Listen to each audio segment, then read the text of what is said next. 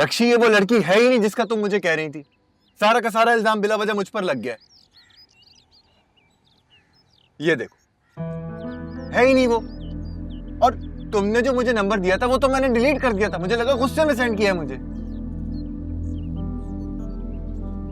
भाई कुछ तो बोलो, खामोश बन के क्यों बैठी हो? तुम मुझसे शादी करोगे? मैं तो करना चाहता हूँ, तुम्हारे सामने ही अम्मी नहीं मान रही।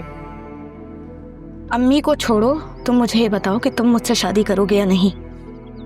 तुम जानते हो ना मुनव्वर के अब तुम सिर्फ मेरी मोहब्बत नहीं रहे, जिद बन चुके। मैं तुम्हारे अलावा किसी से शादी नहीं करूंगी। रक्षी, तुम्हारी यही बातें तो मेरे दिल को मजबूर कर देती। लोग हमें एक दूसरे से कितना भी दूर करने की कोशिश कर लें, वो जितना दूर करते हैं मैं तुम्हारे उतना ही करीब आ जाता हूं।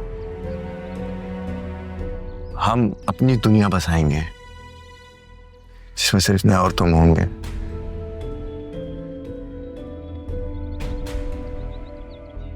जानती हो रक्षी, मुझे बचपन से वालिद की कमी रही है जिंदगी में। अपनी जरूरत, अपनी ख्वाहिशात को मैंने बड़ा महदूद रखा है, मगर जब तुम मेरे लिए परेशान होती हो तो मुझे ऐसा लगता है कि मेरी सारी परेशानियां, दुख सब खत्म हो जाएंगी। अगर अम्मी नहीं मानी तो मैं घर दामाद बन के रह लूंगा। घर दामाद? नहीं नहीं,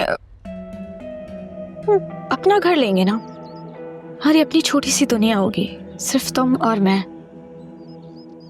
बस घर दामादी नहीं करवानी तुमसे। अरे मैं तो ऐसे ही बोल रहा था, I don't mean it। वैसे वो तुम्हारे मामा कह रहे थे कि वो घर तुम्हारे नाम कर देंगे, क्योंकि देखो अभी हालात कुछ ऐसे हैं कि अम्मी मान नहीं रही हैं। फिर शादी के बाद हमें कहीं ना कहीं तो रहना पड़ेगा ना, रहने के लिए घर ही चाहिए, तो तुम्हारे घर में ही रहेंगे। और फिर वो बिजनेस भी तो स्टार्ट करा के देने वाले थे। एक बार ये कारोबार स्टार्ट हो जाए फिर देखना रक्षी, दुनिया भर की खुशियां तुम्हारे कदमों में लाकर डाल दूंगा।